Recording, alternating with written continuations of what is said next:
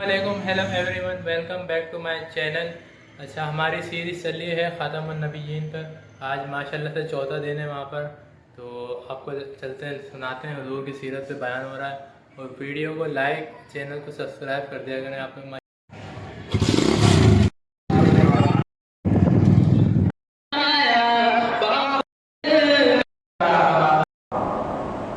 अलहाज मोहम्मद सईद खान साबरी साहब, general secretary Hanafiya Alamgir Jama Masjid trust, chairman मजलिस दर्स पाकिस्तान, बानी सरपरस्त जामिया सलीम और मदरसा हनफिया रिज़विया, दीगर हाज़रीन सामीन व नाज़रीन, अस्सलामु अलैकुम व रहमतुल्लाहि व बरकातुहू।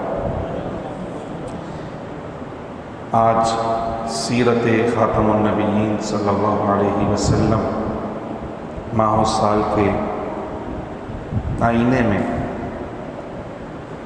इस उन्वान से आज हमारी चौथी नशिस्त है। और गुज़िश्ता 3 नशिस्तों में आप सल्लल्लाहु ताला अलैहि वसल्लम के नूर की तख्लीक, आपका ज़िक्र कुतुब समाविया के अंदर, फ़रिश्ते आपका ज़िक्र कर रहे हैं, अंबिया आपका ज़िक्र करते हैं, फिर हुज़ूर अलैहिस्सलातु वस्सलाम का ख़ानदान, आपके आबा व अजदाद, आपके वालिदैन करीमैन, फिर आपके आबा व अजदाद और आपके वालिदैन का साहिब ईमान होना, और फिर आप सल्लल्लाहु अलैहि वसल्लम के नूर का अपनी वालिदा माजिदा के शिकम में करार पकड़ना, और फिर सय्यदा आमना रज़ियल्लाहु ताला अन्हा का नूर मुहम्मदी सल्लल्लाहु अलैहि वसल्लम के सबब फ़यूज़ व बरक़ात का हुसूल, और फिर आप सल्लल्लाहु अलैहि वसल्लम की इस दुनिया में जलवागरी, और आप सल्लल्लाहु ताला अलैहि वसल्लम के अय्याम रबाअत, उसके हवाले से हमारी गुफ्तगू अल्हम्दुलिल्लाह हो चुकी है। गुज़िश्ता कल में हज़रत सय्यदा हलीमा रज़ियल्लाहु ताला अन्हा के घर में आप सल्लल्लाहु ताला अलैहि वसल्लम जो शब व रोज़ गुजार रहे थे, वहाँ तक हमारी गुफ्तगू का सिलसिला था। जब प्यारे आका सल्लल्लाहु ताला अलैहि वसल्लम की उम्र मुबारक 2 साल हो गई, यानी दूध पिलाने की जो मुद्दत थी वो मुकम्मल हो गई, तो हज़रत हलीमा सादिया रज़ियल्लाहु ताला अन्हा आप सल्लल्लाहु ताला अलैहि वसल्लम को वापस मक्का मुकर्रमा लेकर आई। क्योंकि जाहिर सी बात है, दूध पिलाने के लिए लेकर गई थी, तो जब वो अय्याम मुकम्मल हो गए तो अब रख नहीं सकती थी अपने पास, तो हस्ब वादा सय्यदा आमना की अमानत उन्हें वापस करने आई। लेकिन चूँकि हुज़ूर अलैहिस्सलातु वस्सलाम की इतनी बरकतें हासिल की थीं कि अब हुज़ूर के बग़ैर रहने का तसव्वुर भी महाल था। अब वो सोच सोच कर हैरान, परेशान और हलकान हो रही थी कि जब मैं अपने घर में जाऊंगी और मेरे घर में मुझे मेरा ये नन्ना मुन्ना प्यारा खूबसूरत राज दुलारा मोहम्मद सल्लल्लाहु अलैहि वसल्लम नज़र नहीं आएगा, तो मेरा दिल कैसे लगेगा घर के अंदर। तो आप वापस लेकर तो आई, लेकिन हज़रत सय्यदा आमना से आपने अर्ज़ की कि यहाँ मक्का मुकर्रमा में कुछ वबाई बीमारियाँ फैली हुई हैं, तो आप ऐसा करें कि कुछ दिन और मुझे ये इजाज़त दें कि मैं मोहम्मद सल्लल्लाहु अलैहि वसल्लम को अपने साथ ले जाऊँ। वाक़अतन मक्के में कुछ वबाई अमराज फैले हुए थे, तो हज़रत सय्यदा आमना ने इजाज़त दे दी, और हज़रत हलीमा फिर खुशी खुशी सरकार को अपने घर लेकर आ गई। हुज़ूर जाने तो आलम सल्लल्लाहु अलैहि वसल्लम फरमान चढ़ रहे हैं। आपने एक दिन हज़रत हलीमा सादिया से पूछा कि मेरे बाकी जो भाई और बहनें हैं वो मुझे नज़र नहीं आते, दिन में कहाँ चले जाते हैं। तो हज़रत सय्यदा हलीमा ने कहा कि वो सब बकरियाँ चराने जाते हैं। तो प्यारे आका सल्लल्लाहु अलैहि वसल्लम ने अर्ज़ की कि मैं भी उनके साथ बकरियाँ चराने के लिए जाऊँ। तो हज़रत हलीमा ने आप सल्लल्लाहु अलैहि वसल्लम को अगले दिन इनके दीगर रज़ाई बहन भाइयों के साथ, और जो इनमें सबसे बड़ी थी हज़रत शीमा, उनके साथ जो है बकरियां चराने के लिए रवाना कर दिया। اب یہ حضور علیہ السلام نے اپنے نبوی خصال کو ظاہر فرمایا، چونکہ بکریاں چرانا نبیوں کی سنت ہے، اور حضور نے یہ سنت بچپن میں ہی ادا فرما دی ہے، اعلان نبوت کے بعد نہیں، بلکہ اپنے بچپن میں ہی سرکار نے یہ نبیوں والی سنت ادا فرمائی کہ بکریاں چرانے۔ اب جب حضور علیہ السلام بکریاں چرانے کے لیے جایا کرتے تھے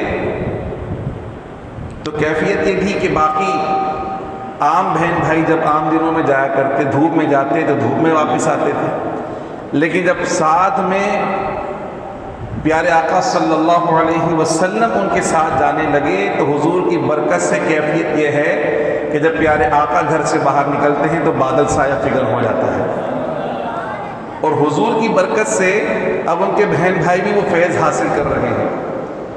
اچانک سے ایک واقعہ رونما ہوا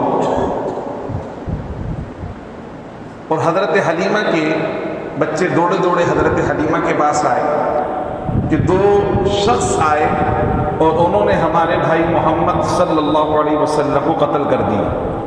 وہ تو حیران و پریشان ہو گئی، یہ کیا مصیبت آن پڑی؟ تو وہ اور ان کے شوہر فٹافٹ دوڑے دوڑے گئے تو دیکھا کہ آپ صلی اللہ تعالی علیہ وسلم سہمے ہوئے اور سمٹ کر بیٹھے ہوئے ہیں۔ ان سے پوچھا بیٹے کیا ہوا؟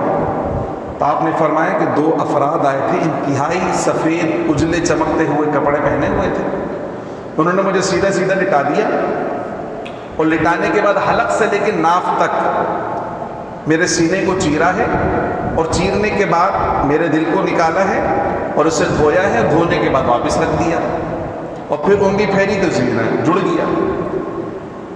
اب ایک ایسی بات تھی کہ عام بندہ اس کیفیت کو سمجھنے سے قاصر ہے۔ اوپن ہارٹ سرجری اگر ہو تو ایسا تو ہو ہی نہیں سکتا کہ بندہ اپنے ہوش و حواس میں ساری کیفیت دیکھے۔ دوسرا جب کٹ لگے گا تو خون بھی نکلے گا، تیسرا جب دل ہی نکل گیا تو پھر زندگی کہاں سے بچے گی؟ زندگی ختم ہو جائے گی۔ اب کسی کے اندر یقیناً یہ کیفیت نہیں تھی کہ اس وقت اس بات کو سمجھ سکے، لیکن اللہ سبحانہ و تعالیٰ اپنے حبیب کی عظمتوں کا اظہار فرما رہا تھا اور یہ سمجھانا چاہ رہا تھا کہ بشر تو یہ ضرور ہیں مگر ہے افضل البشر، یعنی اپنے جیسا بشر نہ سمجھنا۔ اللہ سبحانہ و تعالیٰ جب چاہے ان کی بشریت پر ان کی نورانیت کو غالب فرما دے، اور پھر یہ بشری لبادہ اپنی تمام تر ضروریات اور کیفیات سے بالا تر ہو جائے اور نور محمدی صلی اللہ علیہ وسلم اس میں جلوہ گر ہو جائے۔ پھر جب جسم کاٹا جائے تو خون نہیں نکلتا بلکہ نور کی شعائیں نکلتی ہیں۔ جب سینہ دل نکال دیا جائے تو اس جسم پر کوئی اثر نہیں پڑتا، چونکہ نور کے ساتھ تعلق اس کا جڑا ہوا ہوتا ہے، اور جب یہ دل نکل جائے تو آنکھیں بند نہیں ہوتی، آنکھیں روشن ہیں، جو کبھی اس کا تعلق دل کے ساتھ نہیں بلکہ نور علی نور اللہ عز و جل کے نور کے ساتھ ہے۔ اب نور مصطفیٰ بھی غالب ہے اور سرکار اپنی جاگتی آنکھوں سے یہ سارا منظر دیکھ رہے ہیں، اور حضور صلی اللہ علیہ وسلم کی زندگی پر کوئی اثر کوئی عام بندہ ہو اس کا دل نکالا جائے۔ اب تو خیر جدید ترین میڈیکل سائنس کے اندر ترقیاں ہو گئی ہیں، مشینیں لگا دی جاتی ہیں دل نکالنے کے بعد، آرٹیفیشل تنفس بھی دیا جا سکتا، آرٹیفیشل دھڑکنیں بھی دی جا سکتی ہیں، پمپنگ کروائی جا سکتی ہے، باڈی کے اندر خون کو سرکولیٹ کیا جا سکتا ہے۔ لیکن اس زمانے میں جب ایسی کوئی کیفیت نہیں تھی تو حضرت حلیمہ سعدیہ اب خوف زدہ ہو گئی، اور خوف کا جو اس زمانے میں سب سے بڑا آپ یہ سمجھے پیمانہ تھا وہ یہ تھا کہ شاید کسی پہ آسیب ہو جائے، تو اس کو بہت بڑی بات سمجھا جاتا تھا۔ تو اس کیفیت میں جب انہیں حضور کے سینے پر کوئی نشان نظر نہیں آیا، جب خون کا کوئی قطرہ نظر نہیں آیا، جب جڑنے اور بند ہونے کا کوئی نشان نظر نہیں آ رہا، تو وہ یہ سمجھی کہ ایسا نہ ہو کوئی آسیبی معاملات ہو گئے ہوں۔ اسی خوف کے عالم میں وہ پیارے آقا صلی اللہ علیہ وسلم کو لے کر مکے آئیں، اور حضرت آمنہ کی جب حوالے کیا تو حضرت آمنہ نے پوچھا تھا حلیمہ تم تو بڑے شوق سے لے کر گئی تھی، اب ایسی بدحواسی کے عالم میں لانے کی کیا ضرورت پیش آئی؟ تو پہلے تو وہ جواب نہ دے پائیں، لیکن جب حضرت آمنہ نے اصرار کیا تو انہوں نے ساری کیفیت بیان فرما دی کہ یہ کہتے ہیں کہ اس سنہ دو آدمی آئے تھے، سینہ چیرا، دل نکالا، دھویا اور واپس رکھ دیا، اور جو ہے نا ہمیں تو اس کے آثار بھی نظر نہیں آئے، تو مجھے خوف ہوا کہ ایسا نہ ہو کہ ان پہ کوئی آسیب ہو گیا۔ جب حضرت آمنہ نے یہ بات سنی تو حضرت آمنہ مسکرائی اور کہا حلیمہ تم بیٹھو، میں اپنے اس بیٹے کی پیدائش کے حالات تمہیں سناتی ہوں۔ اور آپ نے وہ تمام تر واقعات جو حضور کی ولادت کے وقت ہوئے حضرت حلیمہ کو سنائے، تو پتہ یہ چلا کہ حضور کی ولادت کے واقعات کسی کو سنانا خود رسول اللہ کی والدہ کی سنت ہوا کرتی ہے۔ خود سنایا آپ نے، اور پھر کہا کہ خدا کی قسم میرا یہ بیٹا اتنا عالی شان ہے، اس پر آصف تو کیا کسی کا اثر نہیں ہو سکتا ہے۔ پھر آپ نے اپنی والدہ ماجدہ کی آغوش میں تربیت پائی اور پیارے آقا صلی اللہ تعالیٰ علیہ وسلم کی عمر مبارک 6 برس تک آپ اپنی والدہ کے ساتھ رہے۔ جب 6 برس کی عمر ہوئی تو حضرت سیدہ آمنہ رضی اللہ تعالیٰ عنہ آپ کو آپ کے والد کی طرف سے ملنے والی جو باندی تھی ام ایمن، جن کا اصلی نام برکہ تھا، ان کے ساتھ مدینہ منورہ لے گئی کہ تمہارے والد کے جو ننیال ہے اور جو تمہارا جو ننیال ہے ان سے مل کر آتے ہیں۔ جب وہاں پر گئیں لوگوں سے ملاقات بھی ہوئی۔ اب آپ مدینہ منورہ سے جب واپس مکہ مکرمہ آ رہی تھی تو راستے میں حضرت آمنہ کی طبیعت خراب ہو گئی، اور اسی سفر کے دوران سفر ہی حضرت سیدہ آمنہ رضی اللہ تعالی عنہ کا وصال ہو گیا۔ ابوا نامی گاؤں ہے جہاں پر حضرت سیدہ آمنہ رضی اللہ تعالی عنہ کا وصال ہوا۔ حضور کی عمر کتنی ہے؟ 6 سال۔ کوئی بہت بڑا قافلہ نہیں ہے، صرف 3 افراد تھے قافلے میں، اس میں سے ایک کا وصال ہو گیا، اب 2 رہ گئے۔ جیسے تیسے قبر کھودی گئی۔ میں نے کل بھی آپ سے عرض کی تھی کہ جدید ٹیکنالوجی نہیں تھی کہ باڈیز کو ادھر سے ادھر موو کیا جا سکے، بس جہاں انتقال ہو وہی دفنا دیا جاتا تھا۔ تو سیدہ آمنہ رضی اللہ تعالی عنہ کو وہیں دفنا دیا۔ اس 6 سال کے بچے کا دکھ کون محسوس کر سکتا ہے کہ سر پہ واپس آیا تو ہے ہی نہیں، اور ابھی صرف 6 سال عمر ہی کیا ہوتی ہے، اور دوران سفر ماں کی دوری، ماں کا غم، ماں کی جدائی، حضرت سیدہ آمنہ کا یہ وصال پیارے آقا صلی اللہ علیہ وسلم کے قلب اطہر پر کیا کیفیت لایا ہوگا، آپ اور میں اس کا ہرگز احساس بھی نہیں کر سکتے۔ اب ظاہری طور پر والد تو پہلے ہی انتقال کر گئے تھے اور والدہ کا بھی وصال ہو گیا۔ کل بھی میں نے آپ سے عرض کی تھی کہ عموماً بچے کی تربیت میں ماں باپ کا ہی سب سے بڑا ہاتھ ہوا کرتا ہے۔ اس کے اعلیٰ اخلاق، اعلیٰ اوصاف، اچھی سیرت، اچھی صورت، اچھے کردار زیادہ تر ماں باپ کی طرف منسوخ کیے جاتے ہیں کہ جی اماں ابا نے اچھی تربیت کی، اچھا پڑھایا، اچھا لکھایا، اچھا سکھایا، اور ماں باپ بھی کہتے ہیں ہم نے تمہیں پڑھایا ہے، لکھایا ہے ہم نے تمہیں۔ لیکن پیارے آقا صلی اللہ تعالیٰ علیہ وسلم کو اللہ نے جہاں بہت ساری شانیں عطا فرمائی ہیں نا، اس میں سے ایک شان یہ ہے کہ اللہ نے ہمارے آقا کو امی بنایا ہے۔ کیا بنایا؟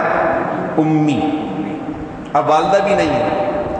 اب جب حضور کی دیانت، صداقت، شجاعت، امانت، عفت، پارسائی، پاکیزگی کی باتیں ہوں گی تو کوئی یہ نہیں کہہ سکتا کہ جی اماں ابا نے سکھایا تھا۔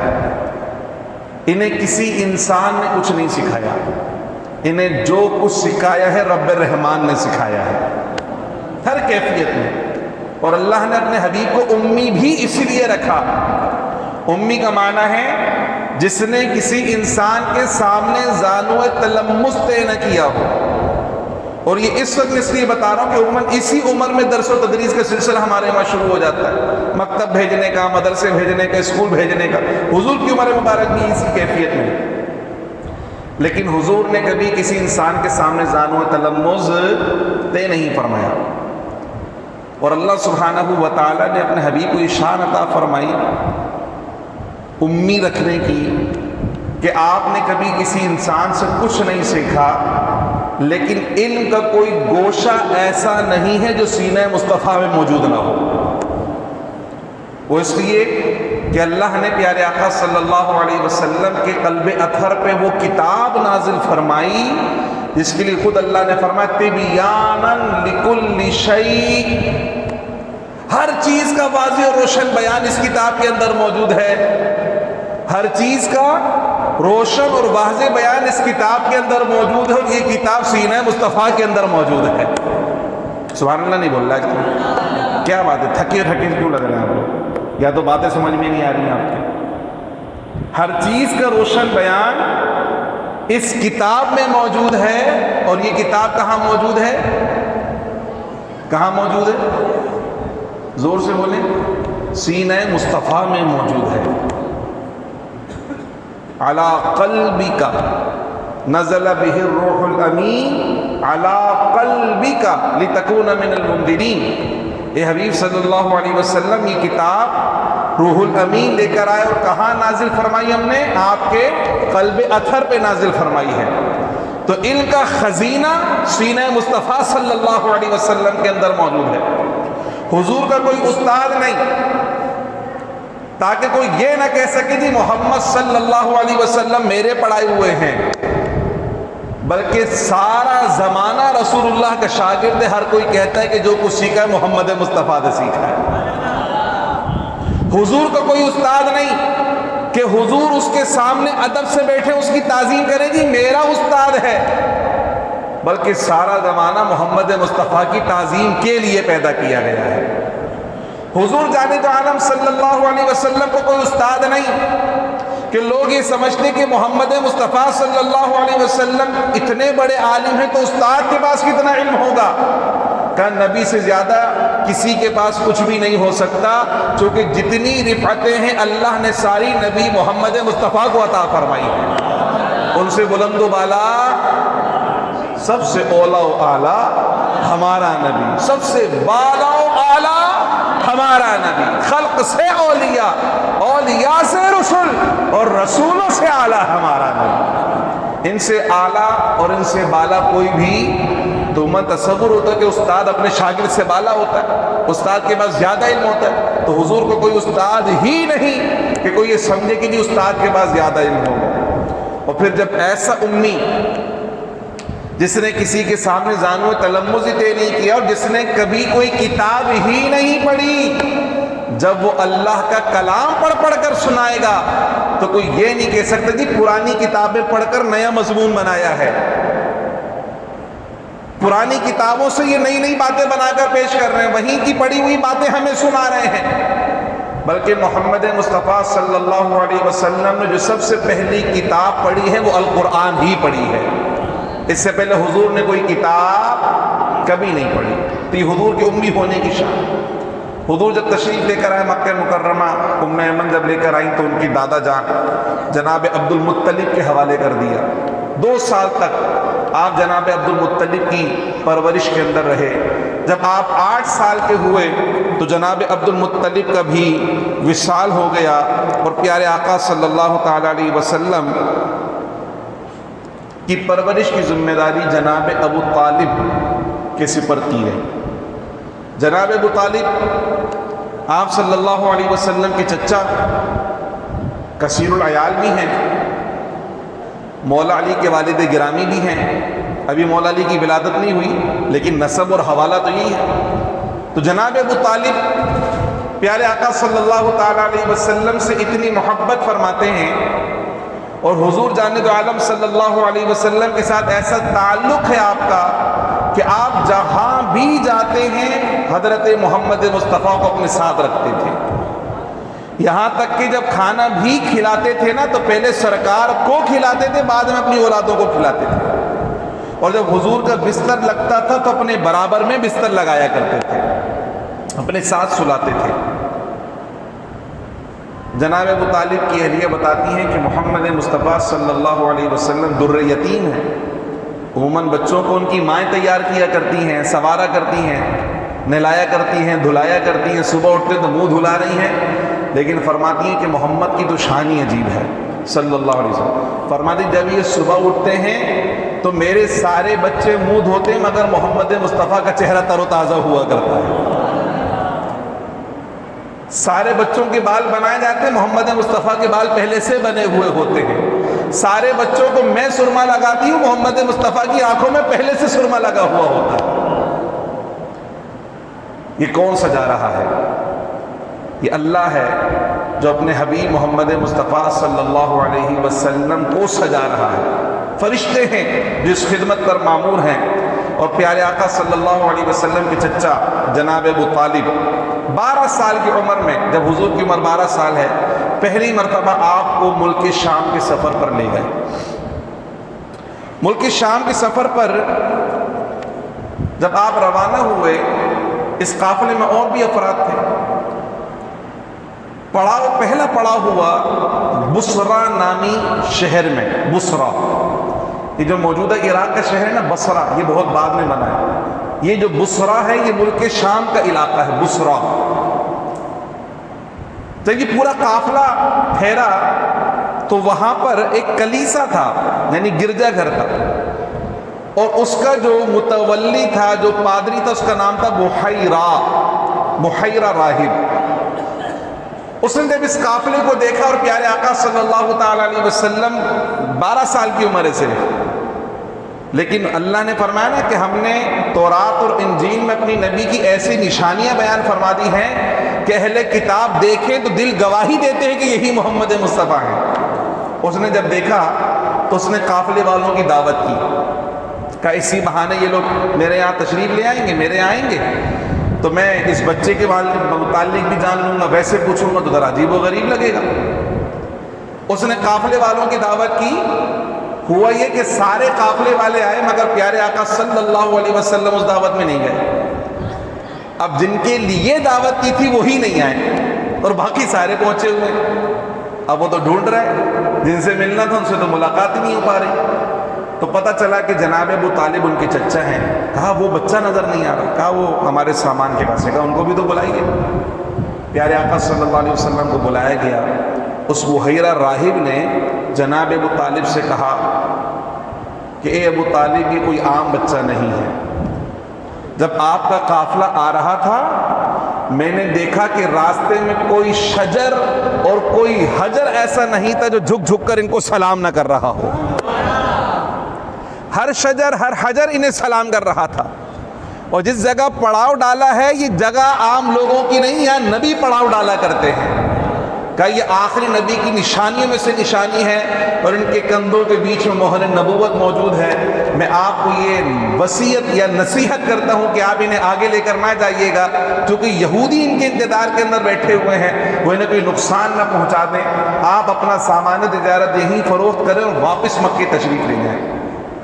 یہ حضور کی نشانیاں جو ہم نے پہلے درس کے اندر بیان کی تھی، مطلب واقعتاً ایسا ہے کہ حضور کی نشانیاں بیان ہوئی، جبھی تو بحیرہ پہچانا، وہ تو جانتے نہیں تھا، لیکن ایسی واضح نشانیاں کہ آنکھیں دیکھیں تو فوراً دل گواہی دیتا ہے کہ یہ محمد مصطفیٰ صلی اللہ علیہ وسلم۔ اور ایک حیرت یہاں پر یہ بھی ہوتی ہے، ابھی حضور نے اعلان نبوت نہیں کیا، لیکن جن کے بیچ میں حضور نے 40 سال گزارے تھے، جب ان کے سامنے اعلان کیا تو وہ نہیں مانے۔ اور یہ وہ لوگ ہیں جو ہزاروں سال سے حضور کا انتظار کر رہے ہیں کہ وہ کب آئیں گے، جن کے قصیدے حضرت عیسیٰ ابن مریم نے ہمیں سنائے ہیں۔ 571 سال کا فرق ہے حضرت سیدنا عیسیٰ علیہ السلام اور ہمارے پیارے آقا صلی اللہ علیہ وسلم کے زمانے میں۔ اب آپ واپس مکہ مکرمہ تشریف لے کر آئے تو ایک مرتبہ مکے میں سخت قحط پڑ گیا۔ لوگوں نے دعا کے لیے سوچا بھائی دعا کرواتے ہیں، تو اس زمانے میں بت بھی تھے اور مشرک شرک بھی بہت زیادہ ہوتا تھا، تو لوگوں نے سوچا کہ جی بتوں کے لیے کچھ نظر بدر چڑھاتے ہیں، بتوں کی بارگاہ میں کچھ نذرانہ پیش کرتے ہیں، شاید بارش ہو جائے۔ تو کسی حسین بوڑھے نے کہا کہ بتوں کے پاس جانے کے بجائے تمہارے درمیان ابراہیم کی نسل میں سے جناب ابو طالب موجود ہیں، تم ایسا کرو ان کے پاس جاؤ اور ان کو کہو کہ وہ دعا کریں، یقیناً تمہاری مراد پوری ہو جائے گی۔ جناب ابو طالب کے دروازے پہ سب جمع ہوئے کہ ابو طالب آپ کے سامنے کہ دیکھیں قحط کتنا سخت پڑا ہے، جانور پیاس سے بلبلا رہے ہیں اور سارا جو سبزہ وہ سوکھا ہو چکا ہے، پانی کی بوند بوند کو ہم لوگ ترس گئے، آپ چلیے ہمارے ساتھ اور دعا کریں۔ جناب ابو طالب لوگوں کی بات سن کر پیارے آقا محمد مصطفیٰ صلی اللہ علیہ وسلم کا ہاتھ پکڑا اور حرم میں آ گئے، اور حضور جانب عالم صلی اللہ علیہ وسلم کو کعبے کی دیوار سے ٹیک لگا کر بٹھا دیا، اور باقی سارے ساتھی دعا کرنے کے اندر مشغول ہو گئے۔ اب یہ سب گڑ گڑا کر دعائیں کر رہے ہیں بارش کے لیے، اور مصطفیٰ جان رحمت نے اپنی انگلی آسمانوں کی طرف اٹھا دی जैसे ही सरकार ने उंगली उठाई, चारों तरफ से बादल आए और छमाछम बारिश बरसना शुरू हो गई और सारा कहत दूर हो गया। और प्यारे आका सल्लल्लाहु अलैहि वसल्लम की बरकत सबने महसूस की, यहाँ तक कि जनाब अबू तालिब ने तो बाकायदा कसीदा लिखा है प्यारे आका सल्लल्लाहु अलैहि वसल्लम की शान में, और उस कसीदे के अशार कुछ यूँ हैं, वो अब यबा युस्तस्कल गमामु बिवजहिही फिमारुल यतामा इस्मतुन लिल अरामिल, यानी प्यारे आका सल्लल्लाहु अलैहि वसल्लम की शान में फरमाते कि ये ऐसे गोरे रंग वाले हैं कि इनके रुखे अनवर के जरिए बादलों से बारिश बरसना शुरू हो जाती है, और ये तमाम यतीमों का ठिकाना और बेवाओं के निगहबान हैं। ये हुजूर की शान बयान कर रहे हैं, लड़कपन में बयान की, ऐलान नबूवत के बाद ये कसीदे लिखे, लेकिन बचपन का ये वाक़या कभी जनाब अबू तालिब भूले नहीं। अब हुजूर जाने तो आलम सल्लल्लाहु अलैहि वसल्लम ऐलान नबूवत से पहले हुजूर की फ़हम व फरासत का ज़हूर मक्के वालों के दरमियान और जो अरब का इलाका है उनके दरमियान जो है ये सिलसिला है कि 4 महीने, और इस्लाम के अंदर भी सिलसिला बाकी 4 महीनों को हुर्मत वाले महीने माना जाता है, और इन महीनों के अंदर लड़ाई झगड़े से गुरेज किया जाता है। तलवारें नियाम के अंदर रख दी जाती हैं, नेज़ों की बर्छियाँ उतार ली जाती हैं, झगड़ा नहीं करना। और 4 महीने कौन से? 3 महीने तसलसल के साथ हैं, 3 महीने तसलसल के साथ, ज़ुल्क़ादा, ज़ुल्हिज्जा और मुहर्रम, ज़ुल्क़ादा, ज़ुल्हिज्जा और मुहर्रम, और चौथा महीना रजब का। तो पहले आता है रजब, रजब के बाद 2 महीने छोड़ दे बीच में, शाबान और रमज़ान का, फिर दिलक़ादा, दिलहज्जा और मुहर्रम। ये 4 महीने हुर्मत वाले महीने, इस्लाम के अंदर भी इसको बाकी रखा गया, इसमें लड़ाई लड़ने की इजाज़त, लेकिन कभी कभी ऐसे हालात भी आ जाते थे कि भाई इसमें भी लड़ते थे, तो उन लड़ाइयों को अरब लोग हर्ब फुज्जार यानी गुनाह की लड़ाई कहा करते थे। तो ऐसी ही एक लड़ाई हुजूर की जवानी के अय्याम में हुई, जब हुजूर की उम्र मुबारक है 20 साल, इस वक्त ऐसी लड़ाई हुई। कबीला कुरैश और दूसरा कबीला है कैस, इन 2 कबीलों के दरमियान की लड़ाई हुई। लेकिन इस लड़ाई के अंदर चूंकि हुजूर का जो कबीला था वो हक पर था, तो आप सल्लल्लाहु अलैहि वसल्लम अपने चचाओं के साथ जंग में शरीक ज़रूर हुए, लेकिन हुजूर ने किसी पे हथियार नहीं उठाया, हुजूर ने किसी को मारा नहीं, बस अपने चचाओं को तीर उठाकर देते रहे। खैर इस लड़ाई के इख्तिताम सुलह पर हुआ, सुलह हो गई, जंग बंदी हो गई, लेकिन एक तहरीक चली कि इन लड़ाइयों की वजह से अरब का अमन सुकून बर्बाद हो चुका है। जो हज के काफिले आते हैं वो परेशान हैं, मुसाफिर परेशान हैं, लूटा मारी और बदअमनी बहुत ज़्यादा फैल चुकी है, तो क्यों ना बकाए बाहिनी का कोई मुआहिदा कर लिया जाए जिससे हमारे इलाके में अमन और सुकून आ जाए।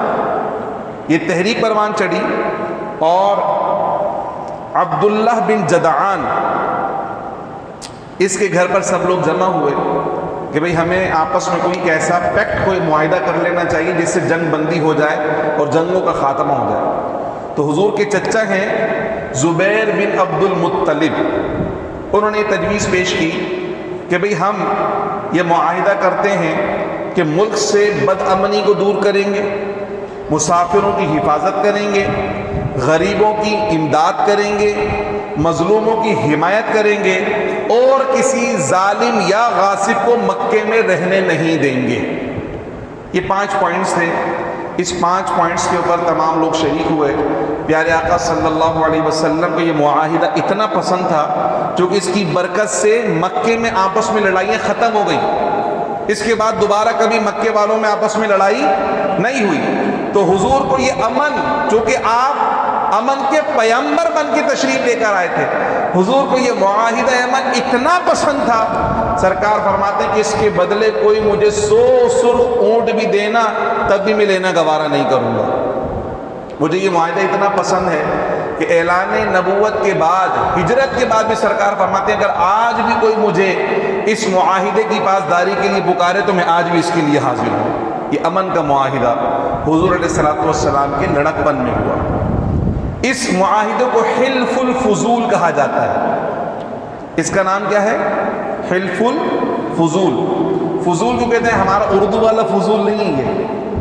اردو میں تو فضول بیکار چیز کو بولتے ہیں نا، فضول کا کام کر رہے ہو یعنی بیکار کام ہے. یہاں فضول جمع ہے فضل کی، چونکہ اسی طرح کا ایک معاہدہ قبیلہ جرہم کے اندر ہوا تھا، اور جن 4 اشخاص نے یہ معاہدہ کیا ان سب کے نام میں فضل آتا تھا. وہ 4 آدمی کون تھے؟ فضل بن حارث، فضل بن وداعہ، فضل بن فضالہ. تو یہ سارے کے سارے جو لوگ تھے ان کے نام میں آتا تھا فضل. تو وہ افراد جن کا نام فضل ہے ان لوگوں نے مل کر معاہدہ کیا اور حلف اٹھایا، اس لیے سو کہتے تھے حلف الفضول، یعنی وہ افراد جن کا نام فضل ہے ان کا معاہدہ. یہ اردو والا فضول نہیں ہے، یہ بلکہ بہت کام کا معاہدہ ہے جس کی وجہ سے مکے میں امن کا دور دورہ ہو گیا. آپ صلی اللہ علیہ وسلم کا دوسرا سفر شام، جب آپ کی عمر مبارک ہے 25 سال، اور یہ جو سفر شام ہے یہ تاریخ اسلام کا ایک ٹرننگ پوائنٹ ہے. 25 سال کی عمر ہے آپ صلی اللہ علیہ وسلم کی، اور حضرت سیدہ خدیجہ الکبریٰ رضی اللہ تعالی عنہ جو مکے کی انتہائی مالدار اور رئیس خاتون ہیں، جن کے تجارتی قافلے ملک شام کے لیے سفر کیا کرتے تھے، اور یہ باقاعدہ تجارتی قافلے روانہ کیا کرتی تھیں اور لوگوں کو ہائر کیا کرتی تھی کہ میرا قافلہ لے کر جاؤ اور سامان تجارت کو رخ کر کے آؤ. 2 مرتبہ کی بیوہ خاتون ہیں، 2 مرتبہ بیوہ ہو چکی ہیں، 40 سال آپ کی عمر ہے، اور آپ کسی ایک ایسے شخص کی تلاش میں ہیں جو صداقت، دیانت اور امانت کا پیکر ہو اور ان کا سامان ملک شام لے جا کر بیچے. اور حضور کا تو لقب ہی مشہور تھا صادق اور امین. حضور سے بڑا سچا کون اور امانت دار کون ہوگا؟ تو حضرت خدیجہ الکبریٰ رضی اللہ تعالی عنہ نے پیارے آقا صلی اللہ علیہ وسلم کو یہ درخواست پیش کی کہ آپ میرا قافلہ ملک شام لے کر جائیے، اور جو دوسروں کو نفع دیتی ہوں اس سے دگنا نفع میں آپ کو پیش کروں گی. پیارے آقا صلی اللہ علیہ وسلم نے جناب ابو طالب سے مشورہ کیا، انہوں نے کہا بالکل اچھی بات ہے، آپ سفر پہ روانہ ہو. حضرت خدیجہ الکبریٰ نے آپ کے ساتھ اپنا غلام میسرہ بھی کر دیا، اور اسے تاکید کی کہ بھائی تم نے ان کے ساتھ رہنا ہے، ان کی خدمت بھی کرنی ہے اور معاملات کو بھی دیکھنا ہے. اب پیارے آقا صلی اللہ علیہ وسلم جب سامان تجارت لے کر روانہ ہوئے تو ملک شام کا وہی شہر ہے بصرہ، جہاں آپ اپنے چچا کے ساتھ گئے تھے 13 سال پہلے جب 12 سال کی عمر تھی. اب جب گئے تو کتنی عمر ہے؟ زور سے بنائیں. 25 سال. 25 سال آپ کی عمر ہے. جب بصرہ پہنچے، اب جس راہب سے ملاقات ہوئی اس کا نام ہے نستورہ، نون سین توئیں واو را الف، نستورہ راہب.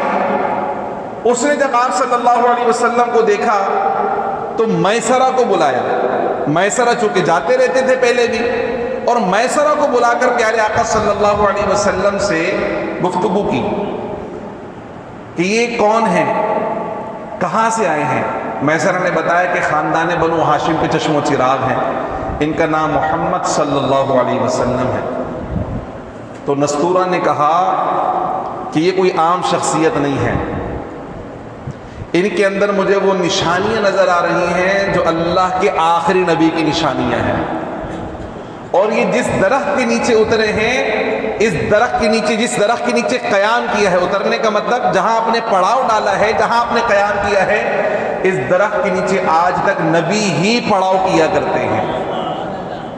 تو مجھے ان کے اندر یہ ساری نشانیاں نظر آ رہی ہیں، اور میں تمہیں یہ نصیحت کرتا ہوں کہ خبردار ایک لمحے کے لیے بھی تم ان سے جدا نہیں ہونا، انتہائی خلوص کے ساتھ ان کی خدمت کرتے رہنا، چونکہ اللہ نے ان کو خاتم النبیین ہونے کا شرف عطا فرمایا ہے. حضور کے اعلان نبوت سے پہلے لوگوں کو پتا تھا، کبھی اعلان نبوت نہیں کیا مگر پھر بھی یہ آخری نبی ہونے والے ہیں. کہ ایسی عظیم الشان ہمارے پیارے آقا کی شان ہے کہ حضور کی بعثت سے پہلے ہی اللہ نے نبیوں کے ذریعے لوگوں کو آگاہ کر دیا تھا کہ محمد کیا ہوں گے؟ خاتم النبیین ہوں گے، نبیوں میں سب سے آخری ہوں گے.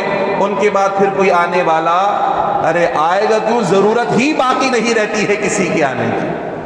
قیامت تک کے لیے ان کی تعلیمات عام ہو جائیں گی، کسی نبی کی ضرورت باقی نہیں رہے گی۔ اور اس نے یہ بھی تمنا کی نستورہ نے کہ کاش میں اس وقت تک زندہ رہتا جب یہ اعلان نبوت کرتے، ابھی تو اعلان نبوت ہی نہیں کیا نا، کاش میں اس وقت تک زندہ رہتا جب یہ اعلان نبوت کرتے تو میں ان پر ایمان بھی لے کر آتا، ان کی بھرپور مدد بھی کرتا اور ان کے قدموں میں اپنی جان کو نچھاور کر دیتا۔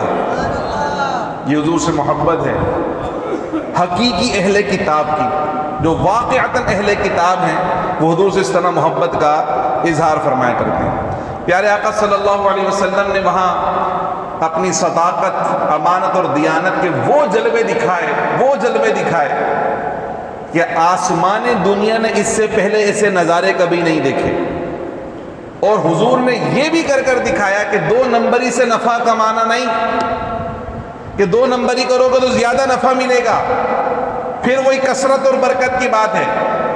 سچ اور حق کے ساتھ اگر کوئی چیز فروخت کرو گے اللہ اس کے اندر بھی نفع عطا فرمائے گا، نفع میں برکت بھی عطا فرمائے گا۔ جب زیادہ کماتے ہیں نا تو خرچ بھی ویسے ہی ہوتا ہے، اور اگر 2 نمبری کے ساتھ کمایا جائے تو پھر نقصان بھی ویسے ہی ہوا کرتا ہے۔ جو اچانک آتا ہے وہ اچانک چلا بھی جاتا ہے، لیکن جو حق کے ساتھ، سچائی کے ساتھ، دیانت کے ساتھ اگر معاملات کیے جائیں تو اللہ اس میں برکت بھی عطا فرماتا ہے اور اس نفع کو باقی بھی رکھتا ہے اللہ۔ یہی کیفیت وہاں پر ظاہر ہوئی، اور پیارے آقا صلی اللہ علیہ وسلم دگنے نفع کے ساتھ مال فروخت کر کے جب واپس مکہ مکرمہ تشریف لا رہے تھے تو حضرت خدیجہ الکبریٰ رضی اللہ تعالی عنہ اپنے مکان کے بالا خانے پر بیٹھی ہوئی ہیں اور اس قافلے کی واپسی کا منظر دیکھ رہی ہیں۔ جب یہ قافلہ واپس آ گیا اور میسرہ نے پورے سفر کے حالات و واقعات بیان کیے، حضور کی صداقت اور دیانت کے بارے میں بتایا، نستورہ راہب سے ہونے والی ملاقات کے بارے میں بتایا، اور اس کی عقیدتوں کا اظہار بھی کیا کہ ایسے ایسے عقیدتوں کا اظہار کر رہا تھا اور مجھے بھی نصیحت کر رہا تھا کہ ان کا ساتھ نہیں چھوڑنا ہے۔ اب یہ ساری باتیں سنی تو حضرت خدیجہ کے دل میں محبت پیدا ہونا شروع ہوئی، دلی لگاؤ اور رجحان پیدا ہونا شروع ہوا، اور آپ نے کہا کہ تم نے جو سفر میں شانیں دیکھی ہیں نا تو ایک شان میں نے بھی محمد کی دیکھی ہے، اور وہ شان یہ کہ میں اپنے بالا خانے میں جب بیٹھی ہوئی تھی اور جب واپس وہ تشریف لا رہے تھے تو میں نے دیکھا کہ چمکتی ہوئی دھوپ میں 2 فرشتے ان پہ سایہ کیے ہوئے تھے۔ حضرت خدیجہ کے کلمات ہیں۔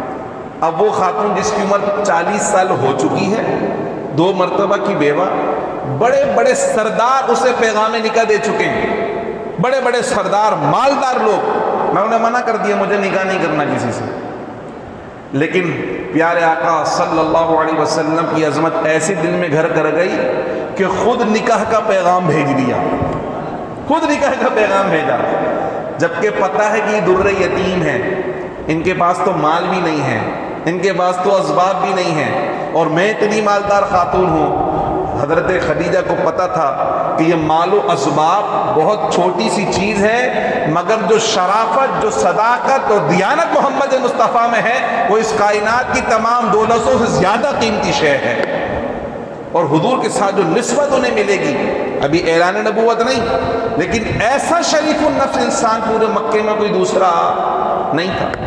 حضرت خدیجہ الکبریٰ رضی اللہ تعالی عنہ نے جب پیغام نکاح بھیجا تو پیارے آقا صلی اللہ علیہ وسلم نے اپنے چچاؤں سے مشورہ کیا، اور مشورے کے بعد حضرت خدیجہ الکبریٰ رضی اللہ تعالی عنہ کے ساتھ پیارے آقا صلی اللہ علیہ وسلم کا نکاح طے ہو گیا۔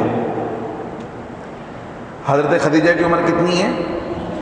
40 سال، اور حضور کی عمر کتنی ہے؟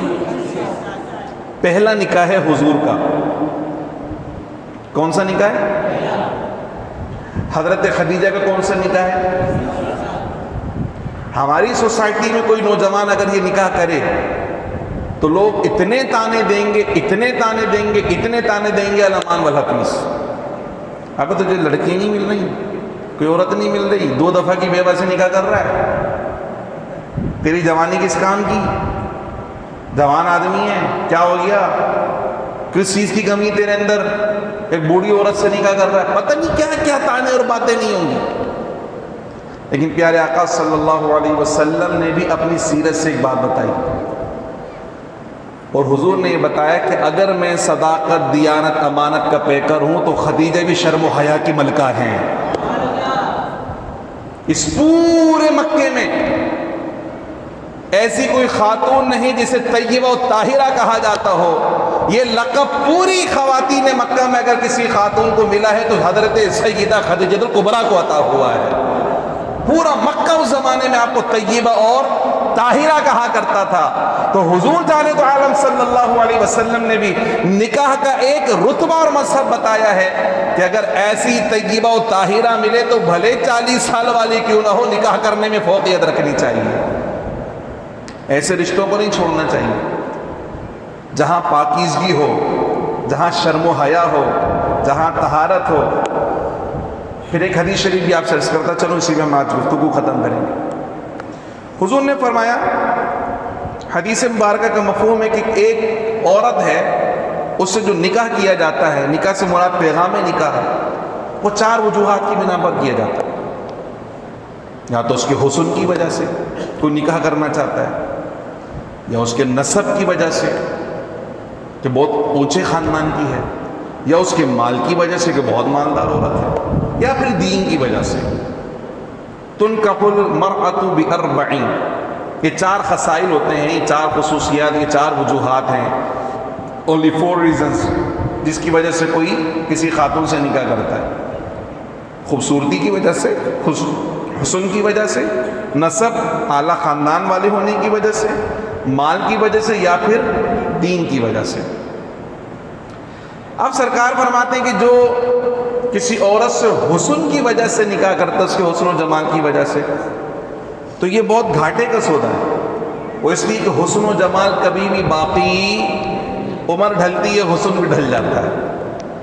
اب جس رشتے کی بنیاد ایسی چیز پر پڑی ہے جو فانی اور ڈھلنے والی ہے، تو رشتہ کیسے باقی رہے گا؟ تو جیسے ہی حسن ختم ہوگا تو مرد کی رغبت بھی اس عورت کی طرف ختم ہو جائے گی۔ دوسرا حضور نے فرمایا اگر کسی عورت سے اس وجہ سے نکاح کر رہی تھی اونچے خاندان کی ہے، اعلیٰ خاندان کی ہے، تو سرکار نے فرمایا جو اس وجہ سے نکاح کرے پھر اللہ اسے ذلیل کرے گا، اس مرد کو۔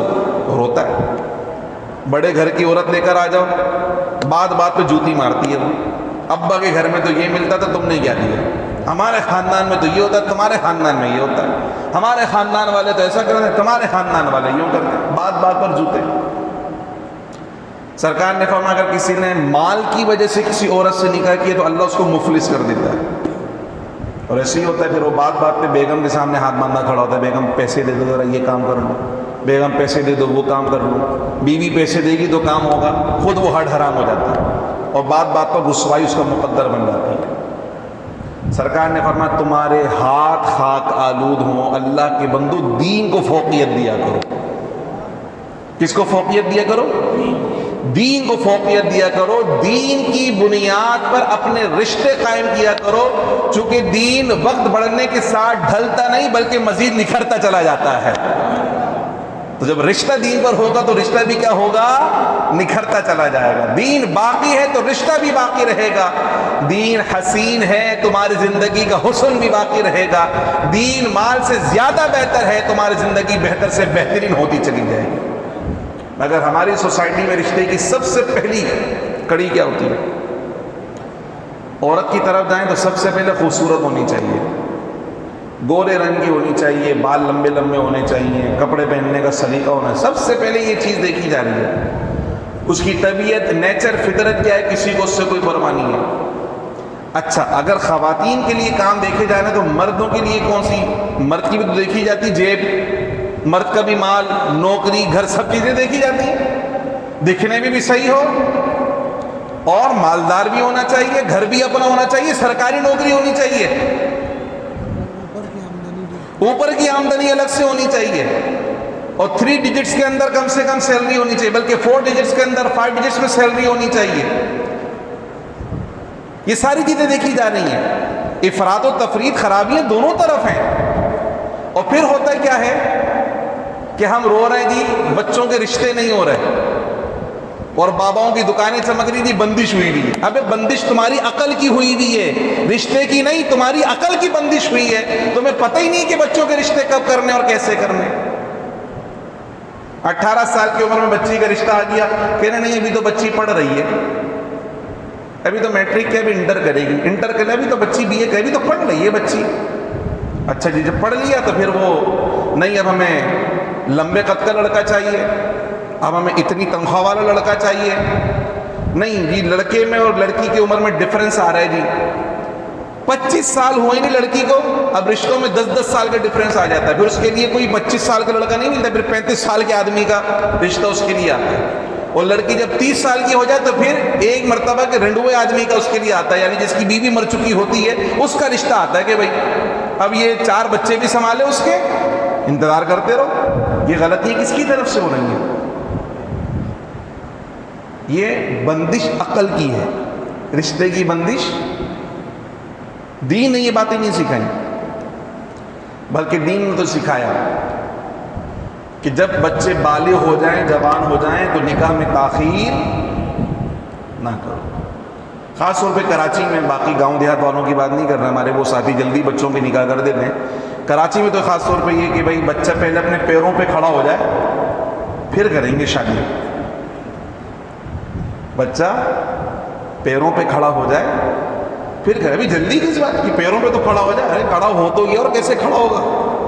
پیروں پہ کھڑا ہو جائے، بھلے بعد میں پیروں پہ کھڑا ہونے کے قابل نہ رہے وہ، لیکن پہلے پیروں پہ کھڑا ہو جائے پھر کریں گے شادی۔ دوسری بات، پہلے بیٹیوں کی کریں گے پھر لڑکوں کی کریں گے، پہلے ساری بیٹیوں کے فرض سے سبکدوش ہو جائیں پھر اس کے بعد کریں گے شادی۔ بھائی شادی کو مشکل بنایا کس نے؟ دین نے؟ ہرگز نہیں، آپ کی سوسائٹی نے مشکل بنایا۔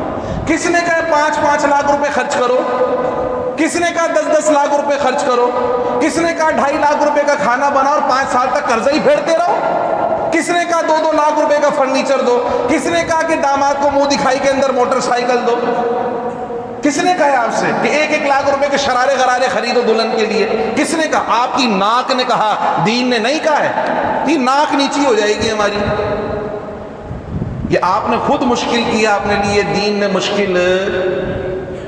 دین تو آسان ہی آسان ہے۔ 2 گواہ، کتنے؟ 2 گواہ اور دولہا دلہن، قاضی صاحب کو بھی مائنس، فیس ہی نہیں دینی پڑے قاضی صاحب کی، ہمارا 2 دولہا۔ دین نے تو اتنا آسان کر دیا، 2 دولہا، 2 گواہ اور دولہا دلہن، بس آپس میں بولے ہیں بھائی میں تمہیں نکاح میں لیتا ہوں، دلہن بولے جی مجھے قبول ہے، حق میرے کتنا دو گے جی 25,000، ٹھیک ہے جی ہو گیا نکاح۔ آپ نہیں بھائی، بینکوٹ میں کروں گا، 1.5-2 لاکھ روپے کا بینکوٹ رکھوں گا، 2.5 لاکھ روپے کا کھانا، VIP سے کھانا پکوا خاص طور پہ، کیا ضرورت ہے؟ 25,000 کی کرائے کی گاڑی میں دلہن کو لے کر جانا، اس کو پتہ ہے کس کے پاس موٹر سائیکل بھی نہیں ہے، کیا ضرورت ہے 25,000 کی گاڑی سجا کر لے کر جانے کی؟ کس نے کہا؟ آپ کی ناک اور آپ کی انا نے آپ کو پھنسوایا ہے۔ دین نے مشکل نہیں کیا آپ کے لیے، یہ ساری مشکلات خود آپ نے اپنے لیے کھڑی کی ہیں۔ دین تو بہت سادگی کی بات کرتا ہے، بلکہ دلہن والوں پر تو دین نے کوئی دعوت ہی نہیں رکھی ہے، کوئی بوجھ ہی نہیں رکھا۔ ولیمہ ہے کس کی طرف سے؟ دلہے کی طرف سے۔ کس کی طرف سے؟ وہ بھی ایسا نہیں کہ بھائی دلہے میاں کو 5 لاکھ روپے خرچ کرنے پڑے۔ حضور نے فرمایا اولم ولو بشاتن، ایک بکری کا بچہ ذبح کرو اور ولیمہ کر دو۔ آپ یقین جانیں کہ اگر میرے کسی شاگرد کی شادی ہو اور مجھے نہ بلانا، مجھے دکھ ہوگا کہ یار اس نے شادی کر لی مجھے بلایا نہیں۔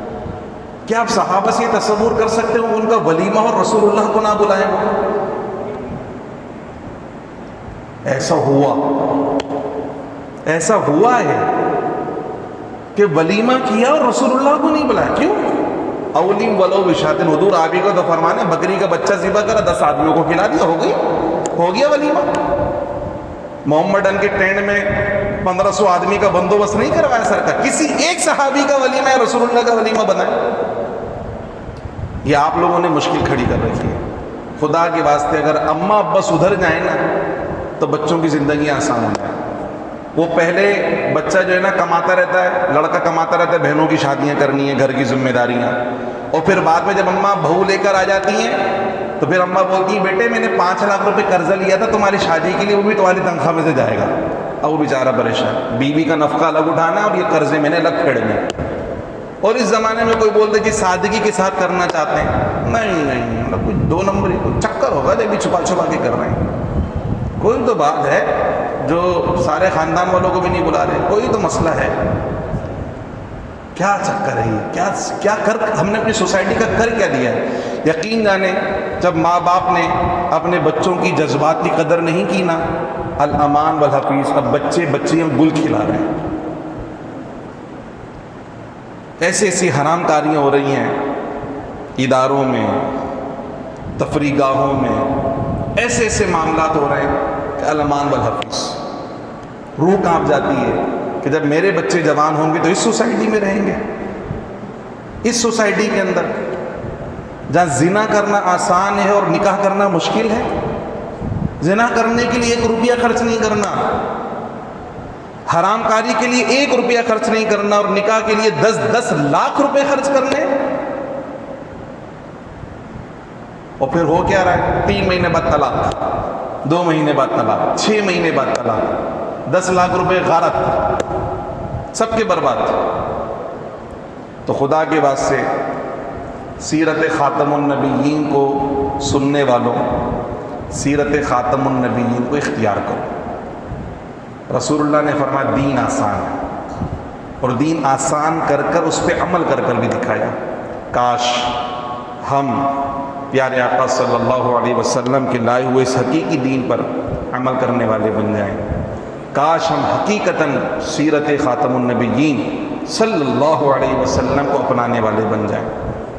काश वो आसान दीन जो रसूलुल्लाह बहुत प्यार के साथ हमें अता करके गए थे, काश उस आसान दीन को हम उसी आसानी के साथ इख्तियार कर लें। ये मुश्किलात हमारी अपनी खड़ी की हुई हैं, काश हमारे लोग इस बात को समझें। अंदाज़े बयां गरचे मेरा शौक़ नहीं है, शायद कि तेरे दिल में उतर जाए मेरी बात। वमा अलैया इल्लल बलागुल मुबीन।